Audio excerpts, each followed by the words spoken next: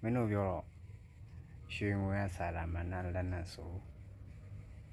ခုကြတော့တမျိုးပါလားဟမ်ရည်ရှင်းလိုက်လားကွာပတ်စံရှိတဲ့ကိုလိုလေဟဲ့အောင်ငွေတစ်ချက်လောက်လွှဲလိုက်ကြည့်ဟယ်လိုဘာနာထိန်လားဆရာမကြီးလားဆရာလားပတ်စံလွှဲလိုက်ခြင်းနဲ့ခြင်းတုံးခြင်းလောက်လွှဲလိုက်မင်းကိုဖျားသခင်အကောင်းဆုံးနေရာမှာပြင်ဆင်ပေးထားပါတယ်တဲ့လုပ်ငန်းကြီးတို့လုပ်ခိုင်းဖို့ဖျားပြင်ဆင်ပေးထားပါတယ်တဲ့အေးဝင်ကြီးလေးပျောက်ဆုံးတဲ့ဝိညာဉ်များစွာအတွက်လူမျိုးတကာအတွက်မင်းကိုရွေးချယ်ထားတာတဲ့အဲ့လိုပြောရနော်ပြောတော့စာလာမနဲ့လက်နက်တက်ငွေရဟမ်ပြောတာနဲ့ချားစီပါလားစဉ်းစားမရ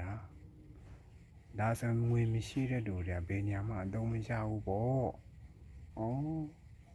ငါလူပေါ့